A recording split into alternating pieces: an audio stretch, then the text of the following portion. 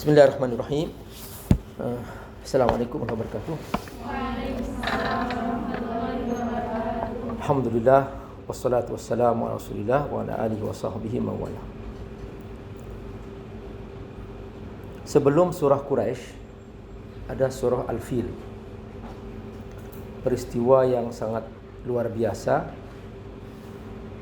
menggambarkan kekuatan Allah. Jadi peristiwa itu ditandai munculnya seorang mengaku raja namanya Abraha. Dia berada di puncak kesombongannya, ingin menghancurkan Ka'bah. Abraha ini makhluk, tidak berdaya di depan Allah Subhanahu wa ta'ala.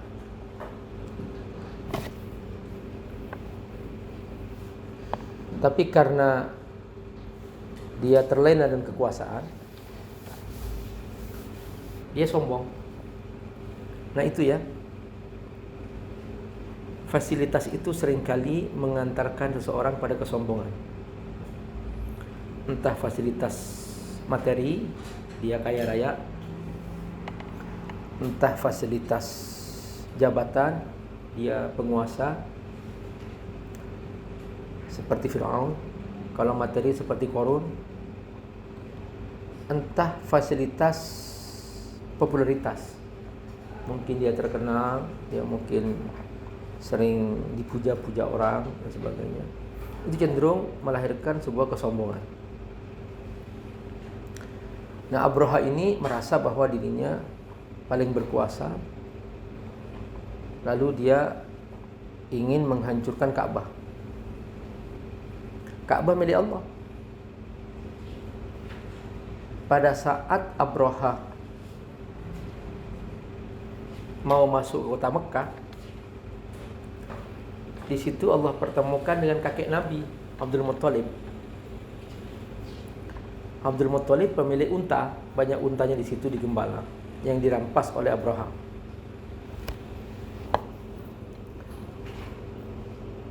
Abraha itu dia sombong dan tidak mau turun dari singgasananya di atas gajah itu,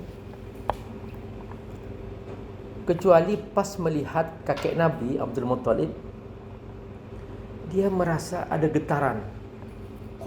Aura kakek itu, aura Abdul Muttalib itu, aura berwibawa yang luar biasa, sehingga Abraha turun dari singgasana dan dia merasa rendah di depan Abdul Muttalib. Lalu dia minta tolong supaya Mekah dibuka, biar kami akan menghancurkan Ka'bah, dan semua orang agar menyingkir, jangan melawan, karena kami akan masuk ke Mekah. Dan memang Abraha ingin itu. Makanya dia membawa gajah, karena gajah itu pasukan yang paling menakutkan pada masa itu. Dan jumlah gajahnya itu sampai 1000 gajah ketika itu. Jadi pokoknya Abraha pengen masuk ke kota Mekah mulus dan dia bisa menghancurkan Ka'bah. Kata Abdul Muttalib, itu bukan urusan aku. Urusan aku, minta mana unta-unta yang kamu ambil, kembaliin, karena itu unta milik aku. Kalau kamu ingin menghancurkan Ka'bah, kamu jangan berurusan dengan aku, urusan sama yang punya Ka'bah itu. Fa innallaha rabban yahmi. Dia ada pemiliknya, bukan aku pemiliknya. Kamu silahkan berhadapan langsung dengan pemiliknya, yaitu Allah. Ya sudah, kata Abraha, kalau begitu aku kembalikan unta-unta kamu, dan sekarang aku akan masuk Mekah. Nah, Abraha menggunakan kekuatan materialisme. Semua pasukan dikerahkan, semua persenjataan dikerahkan, semua armada dikuatkan, supaya tidak ada satupun orang yang berani melawan. Itu kekuatan materialisme. Tapi malah Abraha berakhir dengan kehancuran. Allah hanya kirimkan burung-burung kecil yang membawa membawa batu kerikil di paruhnya, di kedua kakinya, dan disebutkan dalam riwayat bahwa kullu hijara fiha ismun min asma'i juyushi Abraha. Setiap batu tertulis nama pasukan Abraha. Dia sudah tertulis namanya, dan begitu dilepas sudah dia kena kepada orang yang dimaksud, sehingga enggak ada satupun tersisa. Jadi Allah tidak perlu mengirimkan gajah yang sama, tidak perlu mengirimkan pasukan yang sama, cukup kirim burung. Dan enggak perlu Allah menjatuhkan batu besar, enggak, cukup kerikil kecil itu untuk menunjukkan kekuasaan Allah. Artinya ini adalah awal cara Allah menunjukkan kemahakuasaannya, bahwa kekuatan materialisme sehebat apapun tidak bisa dibandingkan sama sekali dengan kekuatan Allah yang maha perkasa. Artinya kita sebetulnya dalam hidup jangan terlalu menjadikan materi sebagai andalan, karena hidup dan mati itu bukan di tangan materi, tapi di tangan Allah Subhanahu wa ta'ala. Banyak orang kaya mati lebih dahulu, banyak orang miskin gak mati-mati ada. Banyak orang sehat, kekar, olahragawan mati. Banyak orang sakit-sakitan, keluar masuk rumah sakit, bahkan gak keluar dari rumah sakit, gak mati-mati. Sampai dokternya capek, ini kapan ini mati gitu. Jadi artinya ya, di atas kekuatan materialisme ada kekuatan Allah Subhanahu wa ta'ala. Nah, agama ini diturunkan oleh Allah untuk mengantarkan kita agar kita pindah dari mindset materialistik kepada mindset spiritualistik, gitu ya. Mindset materialisme kepada mindset spiritualisme, itulah agama. Nah, karena itu perpindahan dari surah Al-Fil ke surah Quraisy itu perpindahan dari kekuatan materialisme yang Allah hancurkan kepada kekuatan spiritualistik yang Allah tunjukkan. Makanya cara kita bersyukur adalah kata Allah, "Falyabudu rabb hadzal bait." Itu cara bersyukur. Jadi Allah tidak minta apa-apa. Ini Ka'bah, rumahku, dan kamu cara menghambakan kepadaku, kamu harus sadar bahwa alam semesta ini di bawah kendaliku, Rabbul Alamin, dan Ka'bah ini milikku. Mengapa Allah sebut Ka'bah? Karena inna awwala baiti wudi'a lin-nas lalladzi Bakkah. Ketika bumi selesai diciptakan, langit selesai diciptakan, yang pertama Allah bangun di muka bumi itu Ka'bah. Belum ada rumah di muka bumi, itu Ka'bah. Jadi Ka'bah itu sudah ada fondasinya, bangunannya sejak zaman Nabi Adam AS. Ma min nabiyyin illa waqad hajjah. Tidak ada nabi kecuali sudah pergi haji. Hajinya Ka'bah.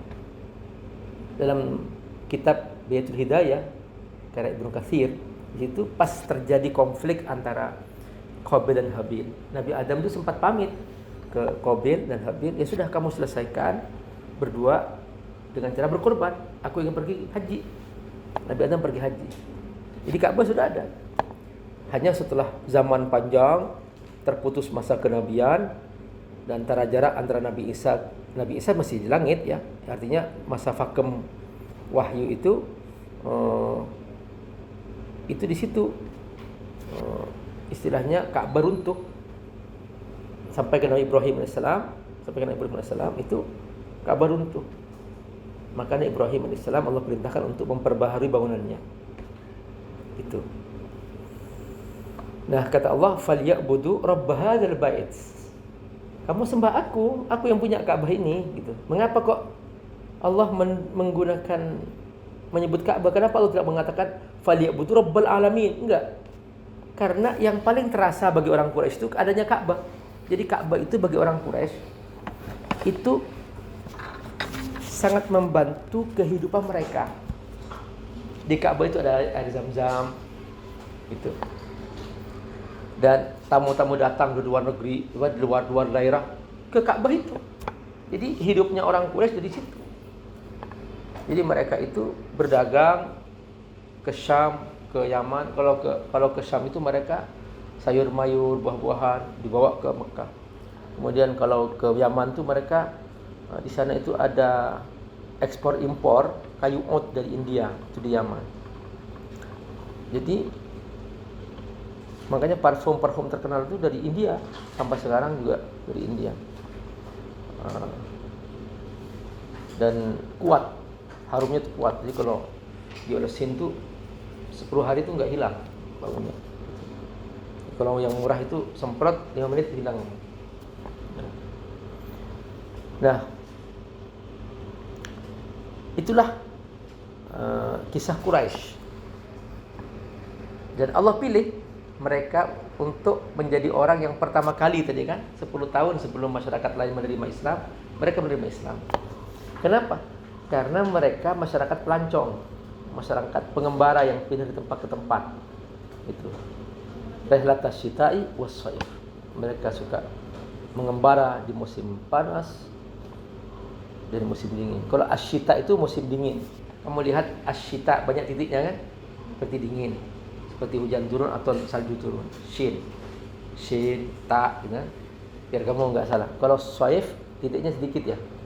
Di bawah, ya dan fa kan hanya 3. Kalau syita banyak ya. Ada 5 ya titiknya. Iya. Nah, berarti kalau syita musim dingin, kalau shaif musim panas. Nah itu peradaban bermula dari situ dan mereka menyebar di muka bumi. Islam juga ikut menyebar. Dan Allah ngingetin, seandainya Allah tidak menghancurkan pasukan Abraha, kamu udah hancur dah gitu. Makanya ini aku nih nyelamatin kamu nih karena ada Ka'bah di sini. Itu cara Allah membahasakannya. Sehingga aku hancurkan itu pasukan yang kuat perkasa itu, aku hancurkan. Dan kamu melihat langsung di depan mata kamu gimana aku menghancurkan mereka. Makanya kamu itu tugas kamu yang paling pokok, dekati Allah, dekati aku. Falyabudu rabb hadzal bait. Lalu Allah sebutkan 2 nikmat yang Allah jaminkan. Ini perhatikan. Jadi kamu jangan khawatir tidak makan. Kalau kamu bersama Allah, kamu akan hidup. Kata Allah apa? Kalau kamu ikut aku, alladzi at'amahum min ju' wa amanahum min khauf. Ini jawaban bahwa bagaimana cara aku supaya aku mendapatkan kebutuhan hidup. Gampang. Falyabudu rabb hadzal bait. Ini rumus. Ini rumus. Di dunia ini banyak orang salah paham.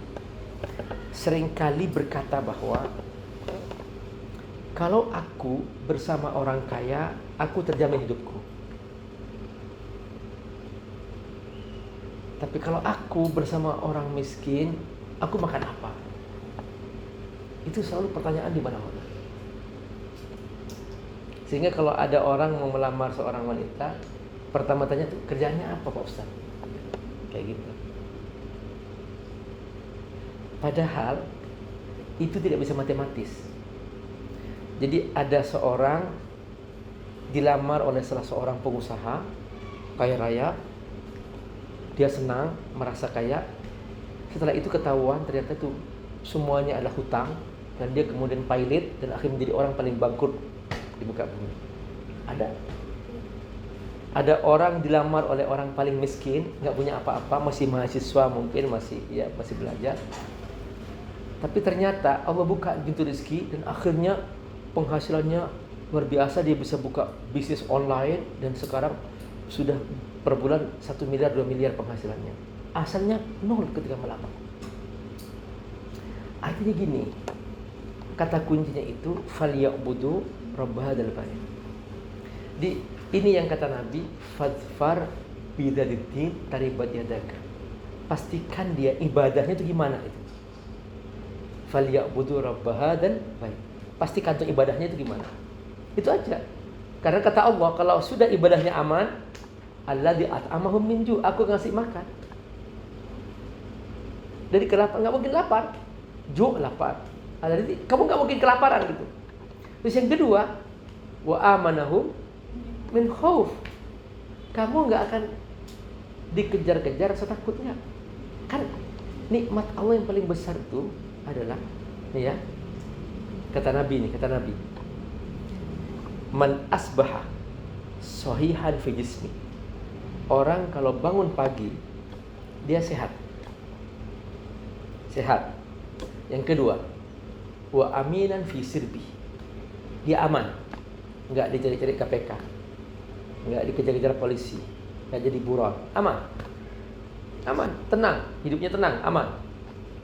Yang ketiga, wa indahu qutu yaumi. Dia punya yang dimakan hari itu. Enggak usah besok, hari itu aja. Kenapa? Karena hari esok belum tentu kita hidup. Coba siapa yang menjamin besok kamu hidup? Oke, kamu punya uang 1 triliun. Kamu menjamin kamu bisa hidup? Enggak menjamin kan? Artinya banyaknya uang, banyaknya harta itu bukan jaminan kamu hidup besok pagi. Kata Nabi 3 aja. Kamu sehat, aman, ada yang dimakan hari itu.